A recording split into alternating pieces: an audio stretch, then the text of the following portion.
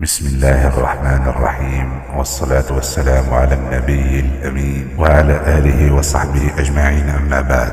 كان صلى الله عليه وسلم يبشر أصحابه بدخول رمضان ويقول لهم: أتاكم شهر رمضان، شهر بركة ينزل الله فيه بالرحمة ويحط الخطايا ويستجيب الدعاء ويباهي الله بكم ملائكته، فأروا الله من أنفسكم خيرا، فإن الشقي من حرم فيه رحمة الله. وقال عليه الصلاة والسلام: من لم يدع قول الزور والعمل به والجهل فليس لله حاجة في أن يدع طعامه وشرابه. رواه البخاري في صحيحه. علينا بالاستقامة في أيامه ولياليه والمنافسة في جميع الأعمال الخيرة، ومن ذلك الإكثار من قراءة القرآن الكريم بالتدبر والتعقل، والإكثار من التسبيح والتحميد والتهليل والتكبير والاستغفار، وسؤال الله الجنة والتعوذ به من النار،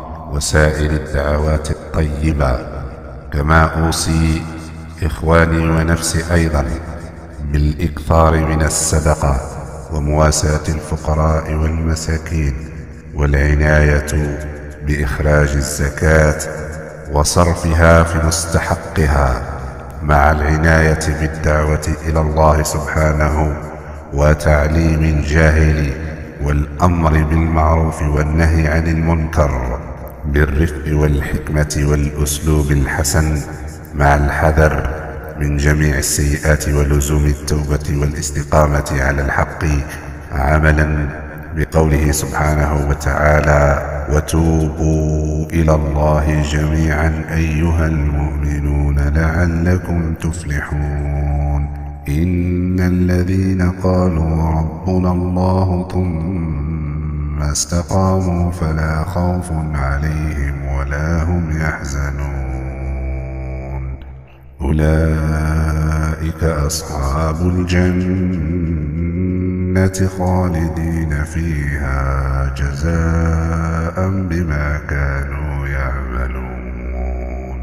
هذا، وأستغفر الله لي ولكم، وأن يثبتنا على المحجة البيضاء، ونصلي ونسلم على الحبيب المصطفى وعلى آله وصحبه أجمعين. أسأل الله لي ولكم صياما وقياما وتلاوة في هذا الشهر المبارك، وأجر عظيم وتوبة واستغفار ومغفرة وعافية وعفو من الله لي ولكم أجمعين، وأن يعتق رقابنا من النار، وأن يجعلنا من أهل الفردوس الأعلى. واحذروا سراق الآخرة وقطاع طرق الإيمان، فهم يتربصون بكم بمقاطع وسخة قد تفسد عليكم صيامكم وطهارة قلوبكم وفطرتكم. فاجتنبوا قدر المستطاع الدخول إلى هذه المواقع، واعتنوا بكتاب الله عز وجل لعله آخر رمضان في حياتكم. والسلام عليكم ورحمة الله وبركاته.